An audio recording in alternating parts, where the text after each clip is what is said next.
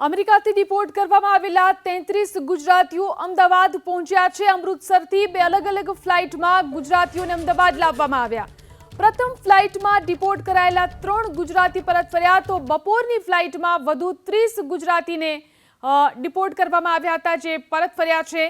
ગુજરાતીઓમાં ડીંગુચા ગામના 3 વ્યક્તિનો પણ સમાવેશ થાય છે। એરપોર્ટ પર જરૂરી કાર્યવાહી બાદ તમામને બંદોબસ્ત સાથે વતન મોકલવામાં આવશે।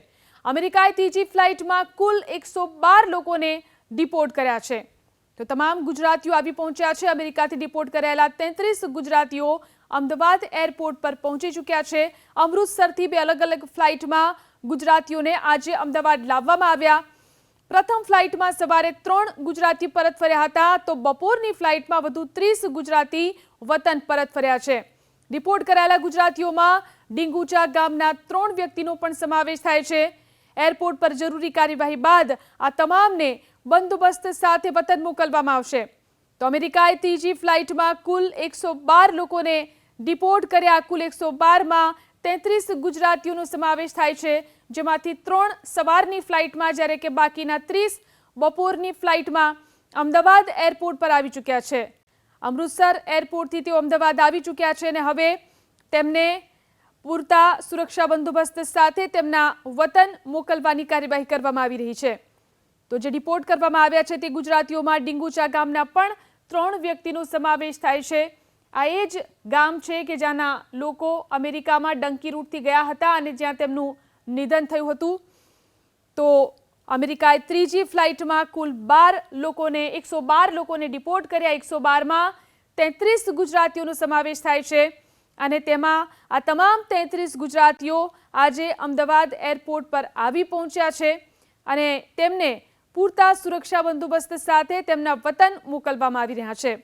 તો આ ત્રીજી વખત અમેરિકાએ ભારતીયોને ડિપોર્ટ કર્યા છે અને આ ફ્લાઇટમાં કુલ 112 ભારતીયોને ડિપોર્ટ કરવામાં આવ્યા હતા, જેમાં 33 ગુજરાતીઓ વતન વાપસી કરી છે।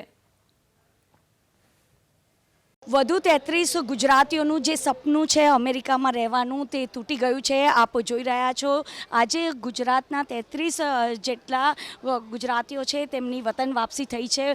ખાસ કરીને બાળકો સાથેની જે વતન વાપસી થઈ છે, આ તમામ લોકો ગેરકાયદેસર અમેરિકામાં ગયા હતા અને ત્યારબાદ એક પછી એક ડિપોર્ટ કરવામાં આવ્યા હતા। જોકે આ ત્રીજા તબક્કામાં આ ગુજરાતીઓને ડિપોર્ટ કરવામાં આવ્યા છે। પહેલાં 6 ફેબ્રુઆરીએ 33 જેટલા ગુજરાતીઓ વતન વાપસી થઈ હતી। જોકે ગઈકાલે 8 લોકોને ડિપોર્ટ કરવામાં આવ્યા હતા અને આજે પણ 33 લોકો અહીંયા આગળ ડિપોર્ટ કરવામાં આવ્યા છે। તમામ લોકોને પોતાના ઘરે મૂકવાની જે જવાબદારી છે તે ગુજરાતની પોલીસ કરી રહી છે। દરેક જિલ્લા વાઇઝ પોલીસ અહીંયા આગળ જે લોકો વતન વાપસી કરી રહ્યા છે તેમના ઘરે મૂકવા માટે જઈ રહ્યા છે। તેમાં ખાસ કરીને ખૂબ જ નાની ઉંમરના લોકો છે તેમને ડિપોર્ટ કરવામાં આવ્યા હતા। નાના બાળકો પણ છે, કારણ કે તે લોકો ગેરકાયદેસર રીતે ગયા હતા, તેના કારણે તેમને ડિપોર્ટ કરવામાં આવ્યા હતા અને આ તમામ લોકોનું અત્યાર સુધીમાં 74 જેટલા ગુજરાતીઓનું જે